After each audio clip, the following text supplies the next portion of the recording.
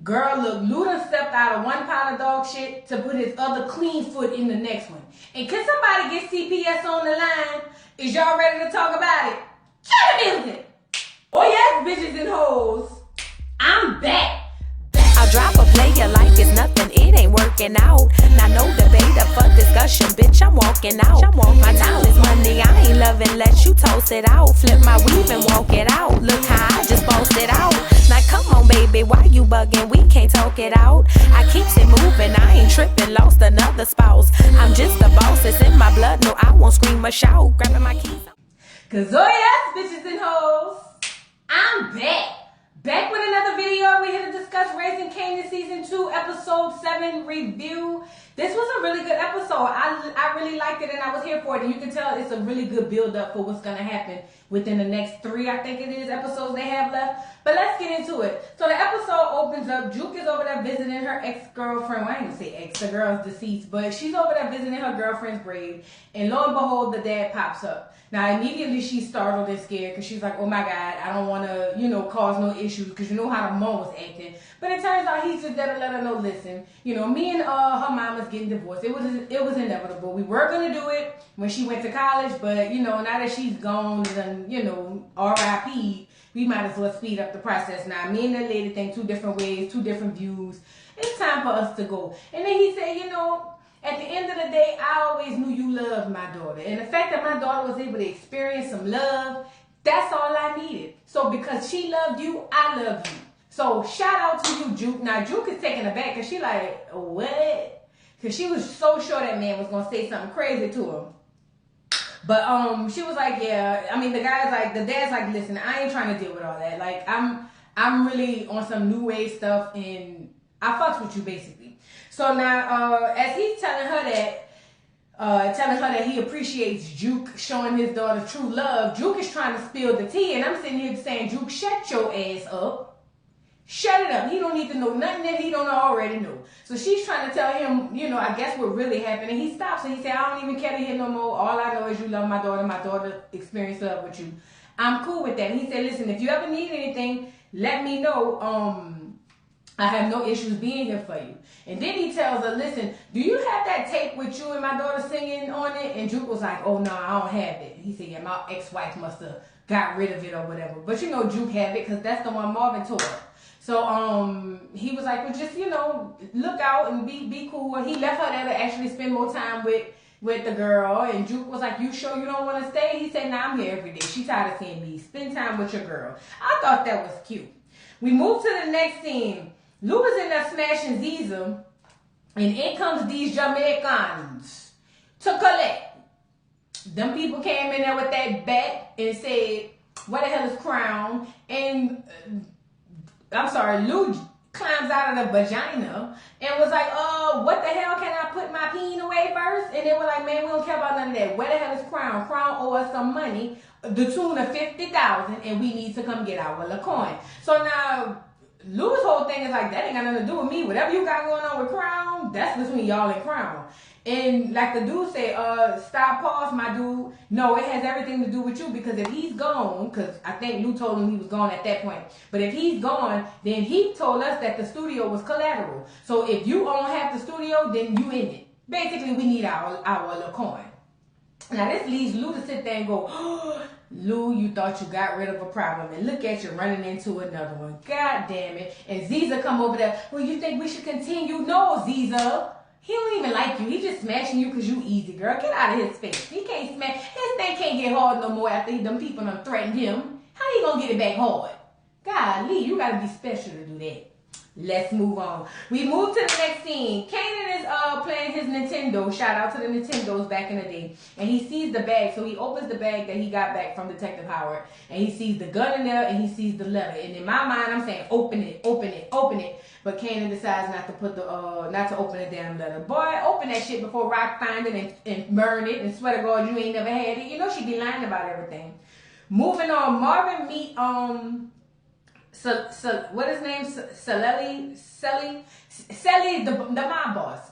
He meet his son at the doggone pizza spot. And he's like, bro, what you want? I think his name is Capone. I think that's his name. But anyway, he meet him at the pizza spot. And Marvin was like, yo, like, so I got this little issue, a little rat problem. But the problem is, it's up there in Jersey, you know, up there in Manchester where the rich white people at. And I can't go do it because if I go do it, you know, I'm a black dude, I'm a red flag. So you think you could just pop this little pop for me, you know what I'm saying?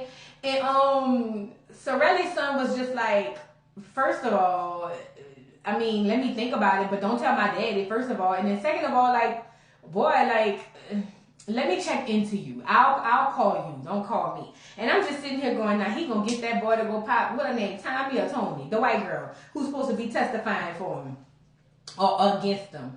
Let's move on. Rock and Cartier is over there eating caviar down there at this restaurant. He's over there trying to explain to her why caviar is so good. And you got to be the lost your rabbit. See, black people got to stop following. Everything them rich white folks do, we don't have to do. We don't need to be eating no goddamn fish eggs. But anyway, he over there looking at the fish eggs and trying to explain to Rock why they so great and how she gonna acquire the taste. And the dude Trayvon stopped by, and you know Cartier was like, "Oh, what's up? What I order pleasure? Ain't we supposed to be meeting later?" And Cartier was like, "Not Cartier." Trayvon was like, "Yeah, we are meeting later," but he was just like, you know, I'm just over here getting something to eat. You know, I put you on to this spot, really. And so now Cartier was like, "Well, damn, I must be paying you too much money if you rolling like this. What hotel we meeting at? 5 stars and all this? It ain't the Holiday Inn no more." So Trayvon was like, you ain't paying me shit. I've been doing this before you came around." Cartier was like, "Now you getting too big for your britches, bro. You know what it is. I'm the reason you got what you got." But see, Trayvon don't seem to think so. So he told Trayvon, "Get the fuck out of my face before I, you know, start raising up in here," like Blue said. Blue, you better get out of here. You know what I'm saying? So he walks away, and here come Rock messy ass. So apparently y'all on 2 different wavelengths on who's doing what and who's in charge of what and who's the boss, because he don't think so. But I thought you said, you know, insubordination breeds or bleeds insurrection or some shit like that. And I was just like, oh Lord. So now he's sitting there looking like, I gotta do something because I want to smash Rock. So now he gotta go beat that man up. This is so bad. Moving to the next scene, Kanan bring the guns back to Corinne's mama, that whore, that statutory RS whore. He brings the gun back to her to tell her thank you for your services and your gun. And she was like, you know, I gave you that gun because I cared about you. I wanted it to protect you. Did it protect you? And furthermore, you whore, you RS whore, why are you in your doggone nightgown, your lingerie lingeries, as my mom used to call it back in the day, your negligee at 2, 3 in the evening? And Kanan, why ain't your ass at school? And then where is Corinne? It was just too many questions to ask, child. So he comes in, give her the gun, and she's over there talking about, oh yeah, thank you, you know, I appreciate you stopping by, whatever, with the gun, and I just wanted to make sure you were protected. And then she starts kissing on this boy. Now, he is a 16-year-old child. If somebody don't get the 911 and the CPS people on the line immediately, because guess what? If the roles were reversed, we'll be freaking out. That is wrong, and I know young boys use that as a badge of honor, or I smashed a 30-something-year-old, or whatever the case. It was wrong, it was wrong, it was wrong, and I had to turn away from it, because just the idea that Kanan is a child, and that's a grown-ass woman, I ain't want to see it. They should have called CPS, but I feel like Corinne gonna call somebody bigger than them. We'll get to it. But anyway, so, they land in the bed, you know, after they doing it or whatever. And she's telling Kanan, oh, Kanan, you don't think I look younger than I look? Because, you know, people always think I'm younger than I really am. And Kanan is just sitting there, you know, peeing probably still hard. He's 16 or whatever. And then Corinne walks in on mistake, I guess, to ask if the milk was no good. And she see her mama throw the doggone milk carton at her mama and call her a whore. And then her mama said, girl, you better learn how to keep your man. Now, this makes Kanan go, wait a minute now, wait. That's my girl. How does look for her boyfriend in here sleeping with her mama? And she was like, don't worry about it, Kanan. This is a lesson learned. She gonna figure it out. And then she starts kissing on that boy and doing nasty things to him. I didn't want to see it. And guess what? Kanan is a young boy. And I ain't saying, Kanan is a young boy. He was in there being, I don't want to use the wrong words on this YouTube, but he was being taken advantage of. And that heifer should have went to jail. Let's move on. Juke is at Bible study as Kanan is over there smashing his girlfriend's mom, and the pastor's first word is, you should not live with a mother and a daughter. I said, now it couldn't get no more great than that. So now the pastor's over there telling everybody what the commandments are and how they non-negotiable. You will not, men lie with men, women lie with men. Juke over there feeling some type of way because she's, she likes the girls, but she's putting this front on for her mama, and I think her mama know that. That's why she got her sitting in there. And then she looks to the side, and that weirdo dude from church is over there winking. And it's just like, girl, he giving weirdo vibes. He getting on my nerves. I don't know. Moving on, Marvin goes down there to Nino Brown's crack house, and he see all the crackheads is on hold. They all waiting in the doggone lobby. And not the lobby, the hallway. But Marvin is like, what the hell? Why is these people out here waiting? Turns out Lou is in there shaking down the place so he can get this money to pay these doggone Jamaicans. Lou, you tripping. They in there telling Lou, look, man, we gotta count this shit first. Like, you just coming in here taking it. And Marvin was like, bro, what are you doing? Like, what's going on? Lou was like, man, I need this money. I'm coming to get this money. I need it. It is what it is. And so Marvin asked him how much he taking. He was just like, I'm taking enough for what I need. And he was like, bro, you really doing the most. Marvin, let Lou get into his own shit by himself, because you got some shit coming up on you. Let Lou deal with it later on. We move to the next scene. The little dude is over there flirting with Juke, and he came outside later and asked for her number. Juke only gave him the number because she took a look back and saw her mama Kenya looking and smiling. And this is so funny. Parents, especially black people, we would rather promote our daughters being actively dating, I'm trying to use good words, with the opposite sex and be okay with that than the same sex. Because we so rooted in that bullshit. Don't even start me. Girl. Anyway. So she's only getting that little boy number for her mama. She ain't really like that. I don't understand. Girl, can we get Juke back, please? Let's move on. Detective Howard find Scrap's mama. Oh, Detective Mama walks into Scrap's mama. Detective Howard walks into the precinct and he sees Scrap Mama in there talking to a detective. And so Howard was like asking this other detective, like, well, what's going on with her?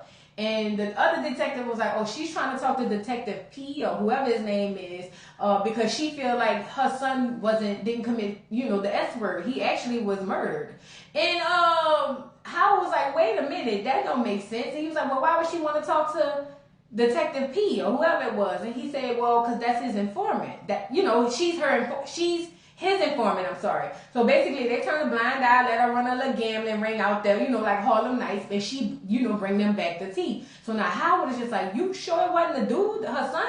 And they was like, no, it's been her the whole time. So now Howard, got Scrap popped upside the head for nothing. That's wrong. That's wrong. Listen, now you gotta go tell Rock, and that's gonna be cool. And Rock, you shouldn't have acted so doggone quickly to just pop Scrap upside the head so you get what you get. Anyway, we move to the next scene. Marvin goes down there by Juke house to tell her Lou down there tripping and stealing, but Rock ain't there. But he does see Juke over there at the stove making her something to eat, and he was like, where Rock at? She was like, I don't know. He said, well, tell her I'll stop by. She said, okay. And then he went to walk out, and he came back and was like, when you was gonna tell me about your mama? She was like, I wasn't. And then furthermore, how you know? He said, it don't matter. Listen, I'm trying to tell you and put you up on game. Your mom ain't worth a dime. She left you. She left me. She left us both. She don't give a damn. You don't know your mom like I know her. She's not going to be here for you, Juke. You doing a lot for nothing. She's going to leave you, basically. And for the first time, it does still seem like a little hating tease because he was like, she left me and you. But I kind of agree with Marvin. I feel like, especially as soon as Kenya find out that you is back with the girls, because I feel like this was going to happen. Juke is either going to like a girl in the church, and her mama gonna find out because they've been hanging out or making out or whatever, or Juke is gonna turn into old Juke and find a girl on the street, and Kenya gonna find out and Kenya gonna dip. That's what I think. But he's trying to tell Kenya, you don't know your mom like I know her. She ain't worth a dime. And like Juke said, well, she must be better than you because you ain't do nothing better. Ooh, child. I couldn't imagine. Let's move on. Rock meets up with Trayvon as he's leaving the hotel, and he done got his ass whipped. So apparently Cartier had to go back there and pop him upside the head, as he should. You do want to smash Rock, don't you? But she stopped him and was like, oh, what happened to your face? Because he got glasses on, but for some odd reason, they only covered the eyeballs. And he said, oh, I fell getting out the shower. She said, look, boy, I know you and Cartier don't have a good thing going. I peeped the scene. But listen, I got a better offer for you. Won't you come work for me? You know, I ain't going to beat you up, do you all this. You know, you don't want to produce it all in the videos and whatnot. You know what I'm saying? Come work for me. And dude was like, first of all, you got balls. Because how you know I ain't going to go back and tell Cartier what you said?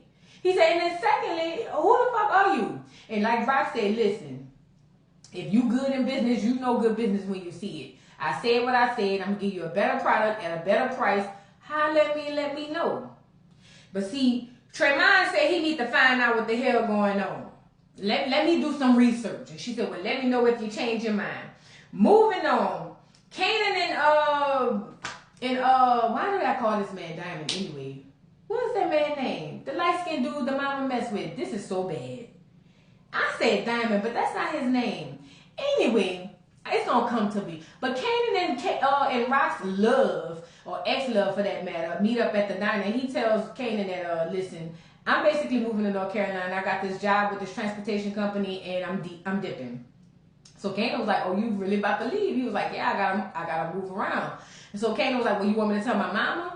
And, you know, he's like, not really. I was kind of going to just, like, play it, you know, and just leave. And he was like, boy, please. You wanted me to tell my mama. That's why you told me. And he was like, you a little smart little knucker. And he is. But he was like, listen, I guess we'll deal with it later. Now, as they walk outside, Detective Barnes or Burke or whatever her name is, that heifer, is out there staking out doggone Kanan. And she sees him with Kanan. So he gets in the car to pull off. She runs his plate.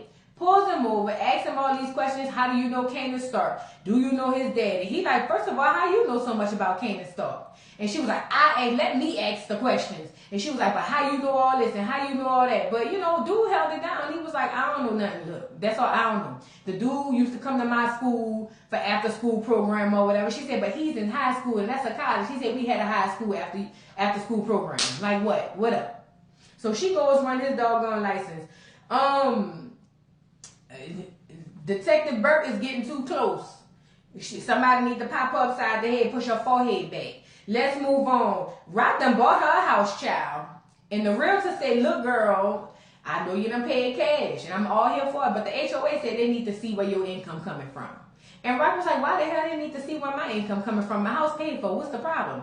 And the realtor was like, listen, they just need to make sure you're going to be able to keep up with the upkeep and, you know, all the things that these type of HOA neighborhoods have. And listen, I know I live in an HOA. And it's annoying as far as paying the fees, but I do like it because if I didn't live in an HOA, the white folks next door would be the Beverly Hillbillies, and they'll have the front yard looking like Fred Sanford and Son. So it has its drawbacks and its benefits. But, you know, like Rock said, tell them I own a doggone studio and a lawnmower. They ain't got to worry about my business, but I get them what they want. We move to the next scene. Juke goes get the videotape fixed, the VHS. To all you youngins who don't know nothing about VHSs, yes, you can get them fixed. Those and the cassette tapes too, you could get those fixed. So she's going to get the tape fixed to give to her girlfriend's dad. Now we moving on. Warrell and Neek is outside. Well, this is Neek. Neek outside talking greases to his girl, talking about all the stuff he gonna do to her, looking like Method Man, sounding like him and everything. And Warrell walks up and was like, bro, like, he give him the package and he was like, listen, you making a lot of moves. Do Rock know what's going on? And Neek was like, listen, bro, I don't give a damn about Rock. This is chess, not checkers. And then furthermore, you don't notice both of us out here in Jersey, she putting all her problems in one place because she got other plans. I gotta make my extra plans like she's making hers. Like, it ain't that deep. But Warrell's like smelling a rat. Warrell's like, man, this shit not gonna end up good. But again, Neek, I know Neek got some other shit up his sleeve. I already know how he is. Because, you know, he's top dude and Rock is top dude. He ain't trying to work for nobody. He gonna set her up or try to set her up some kind of way. Then all of a sudden, Sorelli's son pulls up on them and was like, listen, they gave him the package. And he was like, what y'all know about Rock's older brother? And, you know, Neek was like, oh, he a bitch or whatever. And then the guy, Sorelli's son, was like, so honestly, though, what do you think about as far as him paying? Is he good with his word? And, you know, Neek had to give it up. And he was like, I ain't gonna lie, he good with his word. So he was just like, all right. And Neek was like, well, why? He said, because I got a little business. We working together on some shit. And he was just like, bruh, you working with the wrong one.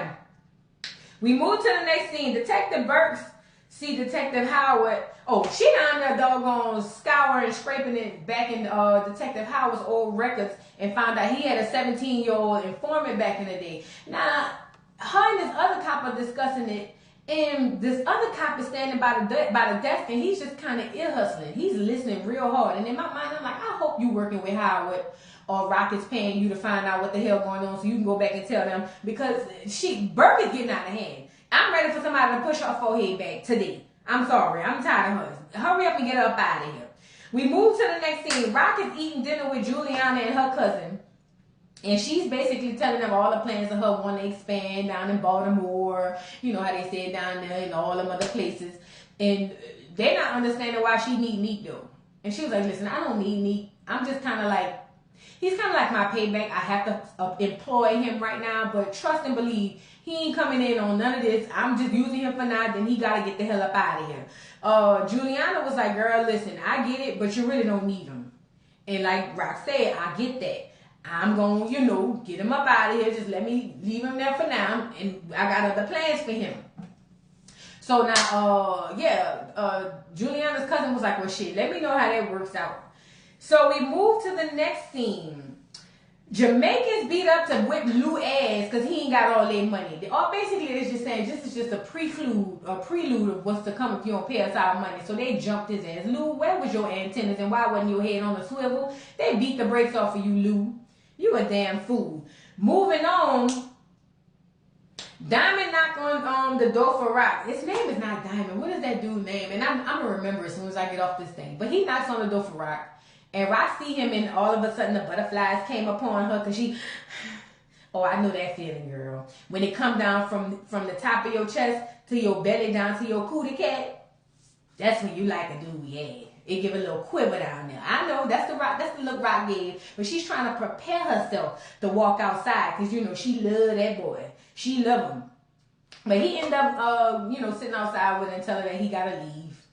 He was like, I don't want to leave, but I got to go right now. I got to go. And Rock was like, so you really just going to up and leave? He was like, well, yeah, it's an opportunity. I couldn't say no. She was like, you tell me no all the time. Rock... Let that man live and be great. You don't want to be his woman. Let him go out there to North Carolina and get him a good southern woman. Because, see, you don't want to do that. See, you're acting like them dudes. Don't do that, Rock. Let that man go do what he needs to do or whatever. But then he lets her know, listen, just so you know, some white lady pulled me over asking me a shit ton of questions about Kanan and about his paw and all of that. And she said, well, what'd you tell him? I ain't tell her nothing. Like, shit, your secret's safe with me. I ain't got no secrets. Girl, please. That's why people be, Rock, you do too much. Moving on, it's the last day of anger management class, girl. Marvin done graduated. Shout out to Marvin on his graduation day. He's over there, they do their little toast. The white man who was going to pop him upside the head if during anger management came and dapped him up and was like, I ain't think we was going to be cool, but you all right. You all right with me. And Marvin was like, you really was going to pop me upside the head, huh? He was like, yeah, I was going to do that shit. But in the midst of this, Miss Renee, Dr. Renee, I don't know what her credentials are, but she pulls up and wants to slide her number to Marvin after she pulled him to the side, talking about, I would love to hear from you. Girl, you should have gave him the number and let him smash earlier. Why you waited till all this time? Now you want to, I would love to hear from you. Why? You should everybody watching this show, and I'm pretty sure in that anger management class, knew you wanted to ride that stick like a pogo. You get it? Like, why is you waiting I guess professionalism. Now he ain't your student, they can't say nothing. I don't know. But girl, whatever. Moving on, Lou goes to Cartier for the loan. Cartier was like, why are you coming to me? Why you ain't go to Rock? And he was like, keep Rock out of this. So then, Cartier was like, all right, bet, I'll make a lookout for you. So now Lou was like, let me know the due date for the pay, and I'm going to pay you on that date. But see, Cartier is on the next level where he played chess, not checkers. Cartier was like, so what's up with Crown? Lou said, Crown ain't coming back. He gone, fat. And so Cartier said, cool. So y'all 50-50 on the studio? And, Lou was like, yeah. He was like, so what happened to Cartier 50? He said, well, that 50 go to me. He said, cool. Well, I'll take half of 50% of his 50%, and then we got a deal. Damn it, Lou, you done took your foot out of one pile of shit to put it in another pile of manure. You big dummy. and you gonna shake the hand because you scared of them damn Jamaicans. See, if you would have been upfront with your sister and told her what was going on, you would have some backup. But you can't even call for backup because if Rock find out, she gonna push your forehead back. You done got out of one mess into a bigger one because that Cartier shit, that's gonna end up bad for you. But they shake on the deal, child. Now we move to the next scene. Sorelli's son and that dude, the racist dude who went out there to get the hit on Rock now. They go to get the hit on Tommy. They go down there to do the hit on her. And Sorelli's son was like, look, I don't need all that racist shit. We ain't on that. We here to do the job and go home. The racist dude was like, listen, I learned my lesson. You know, your daddy didn't pop me upside the head, so I'm learning my lesson. I'm a new, changed man. And Sorelli's son was like, this ain't got nothing to do with my Paul. Don't even bring him up. This is just me and you doing this hit. Don't do nothing stupid. We in, we out. That's it. You know what I'm saying? So now, as we know, that didn't go to plan because they go up in there. She in there smashing her new husband, the dentist husband, and she said he got some good peen. I believe it. But anyway, he gets out the bed after she snorts her a line of coke, and in comes Sorelli's son, popped her straight down the middle of the head. The husband heard the gunshots. He jumps over the doggone thing, fighting with Sorelli's son. The idiot racist is over there. He telling the racist to shoot him. The racist acting like he's startled, and he ends up shooting Sorelli's son. You big dummy. You know you gotta kill yourself, not right now. You're not gonna make it out of this. You gotta kill yourself after this. You gotta go ahead on and pop yourself upside the head. You gotta do that. You're not gonna make it. Sorelli ain't gonna let you breathe. Just period. So, but on the way out, him and her husband had a shootout. He ended up hitting the racist dude. Listen. Yeah, you might as well go ahead on and jump off a bridge somewhere, bro. Let's move on. We move to the next scene. Juke and the dude then walk down the street, and he over there telling her how he enjoy her. He thinks she's funny, and you know, he wants a kiss. So she leans in and give him a kiss. It looked like she was detesting that shit, but she just did it. And you know what detested me the most? All the lip gloss on that lack thereof of a bottom lip on top of that little boy's mouth. Wipe that shit. Oh, it just detested me. But anyway, he's getting ready to walk away and was like, we ain't gonna have no crazy white lady watching our kids. Kids, Juke look like she getting pregnant, boy, please. Juke ain't about to do all that. She looked uncomfortable as hell. We moved to the next scene. Rock meet up with Howard and was like, listen, man, you need to watch your girl Burke. She around here asking questions about Kanan, asking all these questions. She gonna be a problem. But see, Burke is trying to play it like she ain't that big of a deal. Talking about she's slow. She can't put two and two together. Don't worry about her. She good. And Rock was like, you really need to check on that. He was like, no, you need to check on your boy. Is he gonna snitch? Is he gonna say something crazy? Like, that's what you need to worry about. And she was like, he's straight. Well, then Howard comes clean and say, listen, by the way, I had to get your son's Puerto Rican friend out of jail, and they had some money and a gun in there, so I figured it was yours. That's why I got it and gave it back to him. So just for your FYI. And then Rock was just like, okay. And then he says, oh, and also, by the way, I told you that the one-eyed dude was the snitch or the informant. Actually, it wasn't him. It was his mom. So Rock was like, what? Post scrap. Rest in peace, scrap. For nothing. She turned around and asked Howard, how the hell did he do that? He said, I made a mistake, like you be making mistakes. And guess what? When Kanan find out about your mistakes, how you going to talk your way out of that? Touche, nigga, touche. But he basically said, listen, you need to look into that. Now, on the flip side, Detective Burke, we find out, and I don't know if I mentioned this already, but we find out Detective Burke, her old lady come outside the room, they getting ready for work, or she's getting ready to leave out for work or whatever. And she said, girl, you ain't even come to bed last night. Burke was like, man, I'm putting two and two together. The two and two Howard said she couldn't put together. He said, I'm putting two and two together, and I'm realizing that the 17-year-old informant was actually Rock, which is Kanan's mom, which is the reason why Howard is freaking out about this kid because that's his son. And this would mean that it was statutory rape and blah, blah, blah, blah, blah. And the girl was like, girl, what are you doing? What are you doing? And Burke was like, I'm just trying to investigate this crime. And that girl said, how you going to investigate a crime that man ain't worried about? You, what you're turning into is investigating the police. And that's internal affairs, and nobody likes internal affairs. So you need to calm down. Burke, how long is it going to take for y'all to push her muffin cap back blue? Please, somebody let me know. We move to the next scene. Corinne pulled up on Rock and said, I think it's something you should know. I guess Corinne said, hell with the police and the CPS. How about I go to the real police? You know Rock gonna pop upside the head. Rock gonna split a wig. I'm talking about the one that grew out of her head and the one on top of that. Rock is gonna split her wig behind her son. Now she done said she gotta pull up on Rock and tell her she need to know something. Droop drops off that tape upon her girlfriend to her dad's house, and while she's actually walking out or walking away, Howard is walking up to the house. Howard wants to ask the daddy about Bert. So he's over there investigating Bert. But the daddy was like, you saw who dropped this tape off? And he was just like, nah, I ain't see it. But he wants to talk about Bert. So hopefully now he's starting to investigate Bert because we need to know what the hell going on. Ziza's in the studio with Lou and Cartier. And Lou's sitting over there looking crazy because now you done stuck yourself in a deeper hole. You better hope Rock pop him upside the head because if not, you dead. I'm sorry. Tommy husband is over there giving a statement to the cops. The racist dude is somewhere hiding under a chicken coop, shot. He better hope he bleed out and die, because if not, it's gonna be over for him. Somebody gonna cancel Christmas for him. And Rock is over there watching her man, and I'm gonna call him Diamond because I can't remember his name, but she's watching him pack up his car. That man could go ahead on and live his dreams down there in North Kakalaki. And can you believe this heifer turned the lights off and was about to do a drive-by on him? Rock, what are you doing? Thank God you didn't do it. And he saw your car when you pulled off. But what are you doing? Was you about to go and pop him upside the head because what Howard told you? Didn't he get it wrong last time? Are you shooting him upside the head or popping him upside the head because you don't want him to go? Like, what is going on? Rock, have several seats, please, consecutively. Anyway, that was the end of this episode. I thought it was good. I can't wait to see the next episode, girl. It's going to be a lot. Y'all drop down in the comments and let me know what y'all thought. Please don't forget to like, subscribe, hit the notification bell. Follow me on TikTok, and I'll see you hoes later.